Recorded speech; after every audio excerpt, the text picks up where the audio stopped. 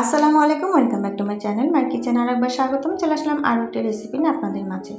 আশা করছি আজকের রেসিপিটা আপনাদের কাছে অনেক বেশি ভালো লাগবে। আজকে আপনাদের সাথে শেয়ার করব আয়ুর্বেদিক হেলদি একটি চা রেসিপি। দেখে নিশ্চয়ই বুঝতে পারছেন এটা কিসের চা। অবশ্যই এটা হচ্ছে জবা ফুলের চা। এই চায়ের উপকারিতা বলে শেষ করার নয়। এই চায়ের উপকারিতা হচ্ছে blood pressure, sugar, high pressure, diabetes নিয়ন্ত্রণ রাখতে সহযোগিতা করে। শরীর ব্যথা, যাদের হাই প্রেশার বা ডায়াবেটিস আছে তারা কিন্তু প্রতিদিন 1 কাপ চা পান করতে পারেন। এতে করে আপনাদের ডায়াবেটিস নিয়ন্ত্রণ রাখবে। আজকে আপনাদের সাথে এই চাটাই শেয়ার করব। আসলে এই চা এতটাই উপকারী যা বলে শেষ করার মতো না। এখানে আমি চায়ের জন্য নিয়েছি কিছুটা ফুটন্ত ফুল আর কিছুটা কলি।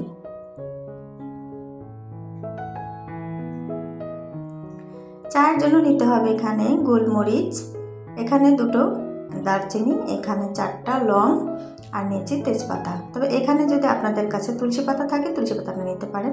এখানে নিয়েছি লেবু, আদা, আর এখানে নিয়েছি মধু। মধুটা অবশ্যই নেওয়ার চেষ্টা করবেন, কারণ এই চায়ের উপকারিতা হচ্ছে একমাত্র মধু। চিনি দিলে কিন্তু এই চায়ের উপকারিতা একদম নষ্ট হয়ে যাবে। ঔষধি গুণাগুণে ভরপুর এই জবা ফুলের চা। এখানে আমি ফুটন্ত যে ফুলগুলো আছে সেগুলো আমি বেছে নিব। দেখেন আমি কিন্তু এভাবে করে ছুটিয়ে নিচ্ছি। এর মাঝখানে যে জমকাটা আছে জমকাটা কিন্তু ফেলে দিতে হবে। তবে আমি একটা একটা করে পাপড়ি বেছে নিচ্ছি। যারা এখনও এই জবা ফুলের চাটা বাসায় ট্রাই করেন নাই অবশ্যই বাসায় ট্রাই করবেন। আর আপনাদের আশেপাশে যদি জবা ফুল গাছ থাকে অবশ্যই এভাবে জবা ফুল কিন্তু সংরক্ষণ করে 12 মাসের জন্য শুকিয়ে রাখতে পারেন। যাদের অতিরিক্ত ডায়াবেটিস আছে তারা কিন্তু প্রতিদিন 1 কাপ এই জবা ফুলের চা পান করতে পারেন। এতে করে ডায়াবেটিস নিয়ন্ত্রণে থাকবে। দেখেন আমি কিন্তু একটা একটা করে পাপড়ি ছুটে নিচ্ছি।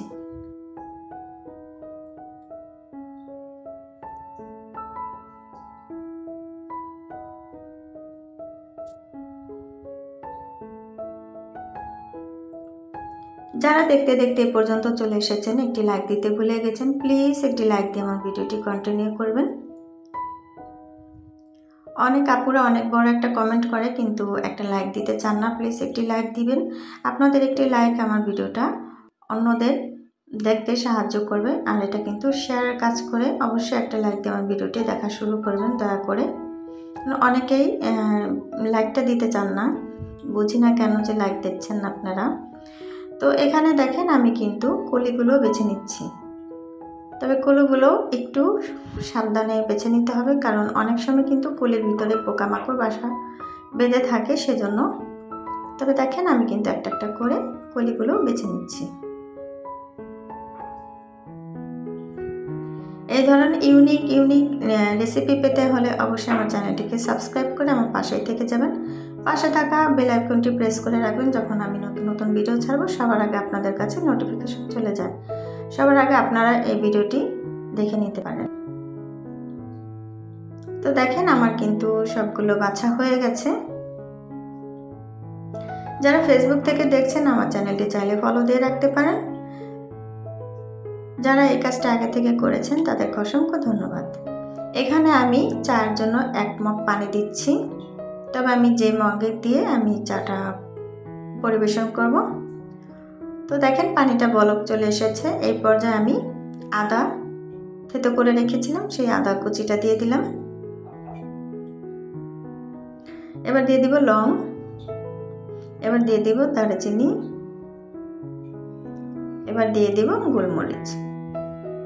আবার বলছি আপনাদের কাছে যদি তুলসী পাতা থাকে সেক্ষেত্রে আপনারা তুলসী পাতাটাও দিতে পারেন, এতে করে চায়ের গুণাগুণটা আরও বেশি বেড়ে যাবে।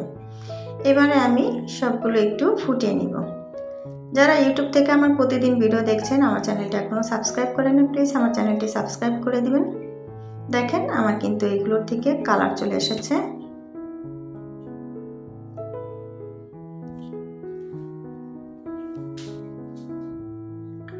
এবার আমি বেছে রাখা ফুলগুলো দিয়ে দিব।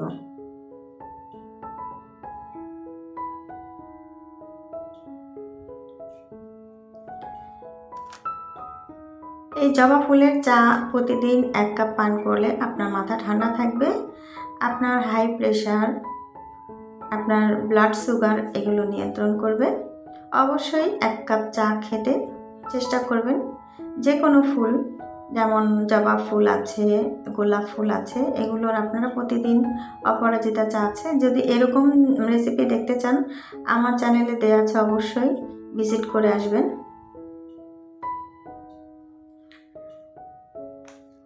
আপনারা কোন ভিডিও পছন্দ করেন অবশ্যই কমেন্ট করে জানাতে ভুলবেন না। আমি চেষ্টা করব আপনাদের সাথে সেই ধরনের ভিডিও শেয়ার করার জন্য। দেখেন আমার কিন্তু ফুলের থেকে একদম কালারটা চলে এসেছে।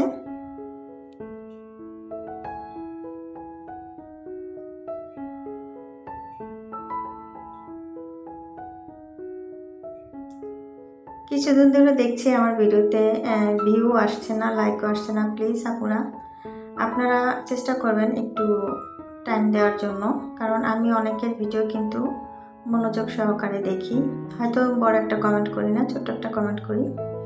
তো দেখেন আমার কিন্তু এখানে আমি একটু দেখিয়ে দিচ্ছি চায়ের কালারটা, একদম ফুলের কালারটা কিন্তু পারফেক্টলি চলে এসেছে। এবার আমি নামিয়ে ফেলবো।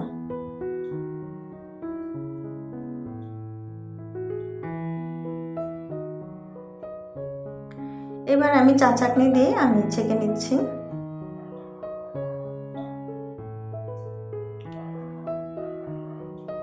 আপনারা চাইলে ফুলগুলো রেখে দিতে পারেন চায়ের সাথে, কোনো সমস্যা নেই, তবে ছেঁকে নিলে চাটা খেতে কিন্তু অনেক ভালো লাগে। দেখেন 1 কাপে কিন্তু 1 কাপই রয়ে গেছে। তো এবারে আমি আপনাদেরকে দেখিয়ে দিচ্ছি, এখানে কিন্তু আমি কোনো লেবু ব্যবহার করব না, এখানে শুধু মধু দিব। অবশ্যই আমরা যে কোনো ফুলের চা আমরা পান করব তখন কিন্তু আমরা মধুটা সবার আগে চেষ্টা করব দেওয়ার জন্য। এখানে চিনি দিলে কিন্তু এই ঔষধি গুণাগুণটা একদমই নষ্ট হয়ে যায়। তো দেখেন আমার চার কালারটা কিন্তু মাশাআল্লাহ অনেক সুন্দর হয়েছে। এবারে দেখেন চায়ের ম্যাজিক। এবার আমি এখানেও মধু দিয়ে দিচ্ছি।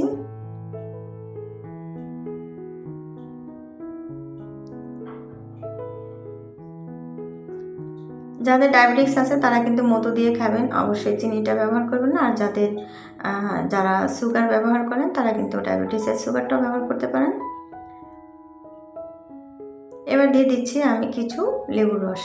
এখানে বেশি একটা লেবুর রস দিব না, 5 থেকে 7 ফোঁটা লেবুর রস দিয়ে দিচ্ছি। এবারে দেখেন ম্যাজিক, এজন্য এই চাটাকে বলা হয় ম্যাজিক চা। ঔষধি গুণাগুণে ভরপুর এই ম্যাজিক চা দেখেন মাশাআল্লাহ কত সুন্দর হয়েছে, একদম পারফেক্ট জবা ফুলের কালারটা চলে এসেছে। আজকের এই রেসিপি আপনাদের কাছে কেমন লাগলো অবশ্যই কমেন্টের মাধ্যমে জানাবেন। আমার এই ফুলের রেসিপি দেখতে হলে অবশ্যই আমার চ্যানেলটিকে সাবস্ক্রাইব করে দিবেন। আমার এই ফুলের রেসিপি আরও দেওয়া আছে, চাইলে আপনারা দেখে আসতে পারেন। আমি খেতে খেতে আপনাদের কাছ থেকে আজকে বিদায় নিচ্ছি। ভালো লাগলে লাইক কমেন্ট শেয়ার করে দেবেন। নতুন কোনো রেসিপিতে আবারও দেখা হবে। আজকে এই পর্যন্ত সবাই ভালো থাকবেন, সুস্থ থাকবেন। আল্লাহ হাফেজ, আসসালামু আলাইকুম।